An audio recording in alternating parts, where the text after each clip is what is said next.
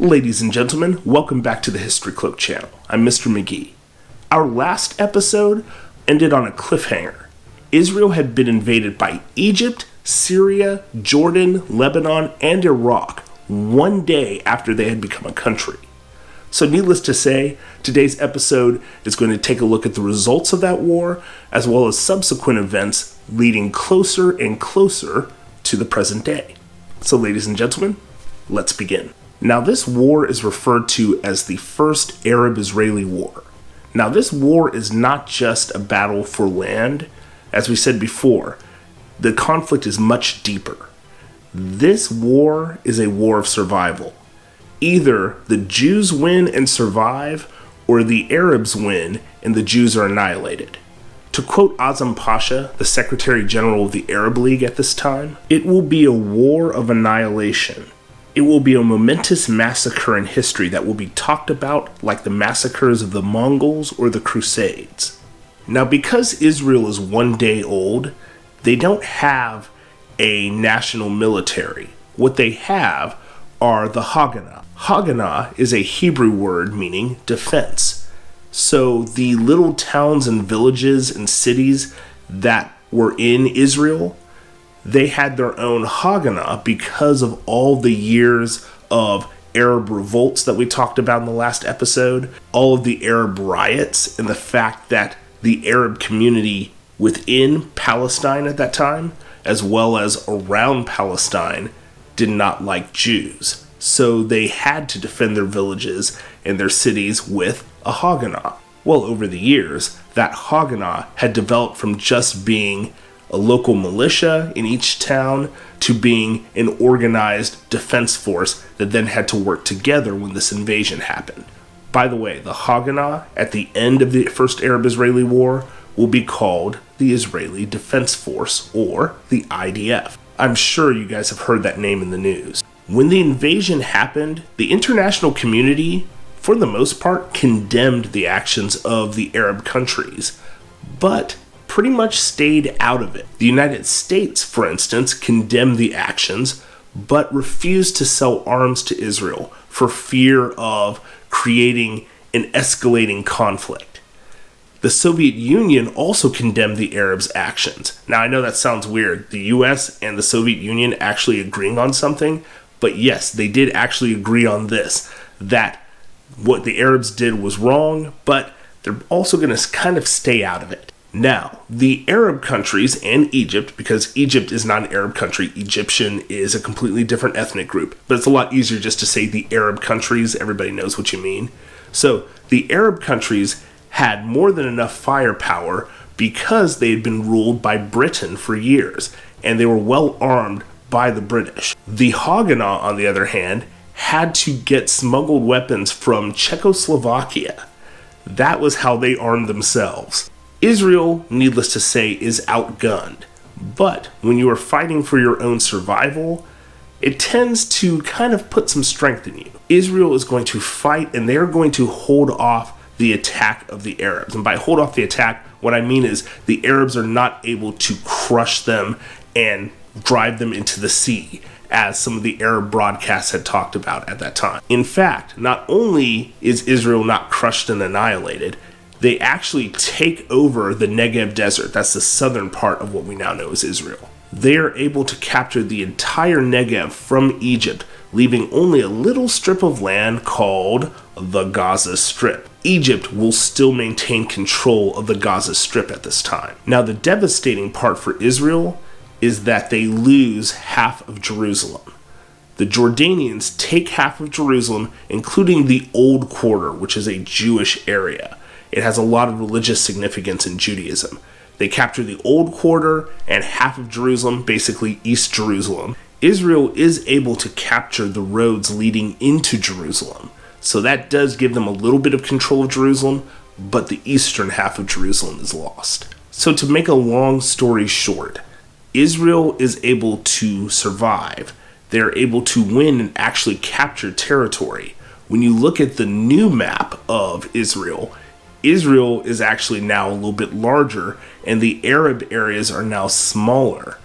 In some ways, it might have made more sense to accept the partition plan. There actually would have been a larger Arab country than after they invaded. Now, you may be asking yourself, Mr. McGee, is that it? Is this just kind of a random trivia question to know that, okay, here was a war, Israel somehow miraculously won it, but all right, it's just a fact for me to memorize?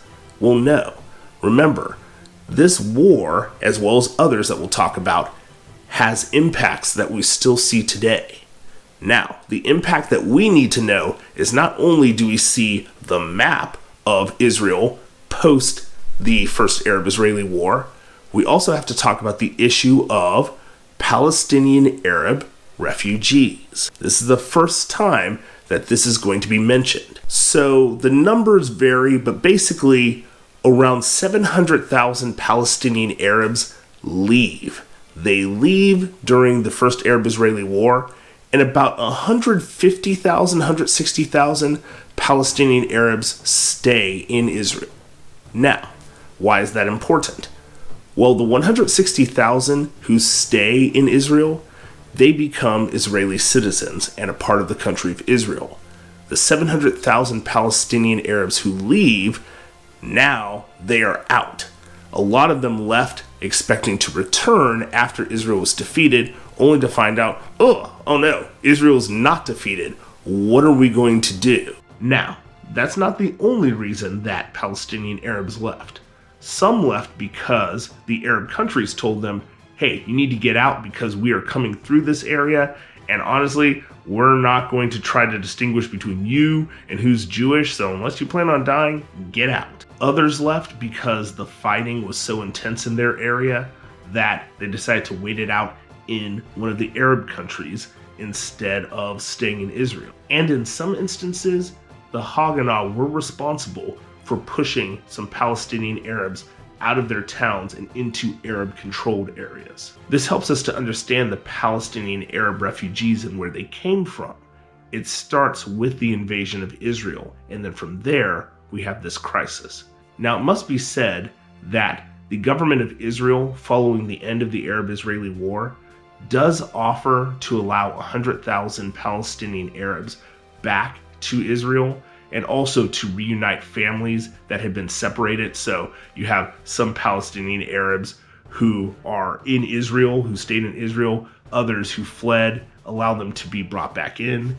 Israel also offers to unfreeze the bank accounts of all Palestinian Arabs who had money in banks in Israel, which actually Israel will do in 1953. But Israel says they will do all these things on the condition that the Arab countries sign a peace treaty with Israel, meaning they recognize that Israel has the right to exist, and they sign a treaty saying, hey, we're not going to invade you anymore. If that happens, 100,000 get to come back in, bank accounts, all the rest.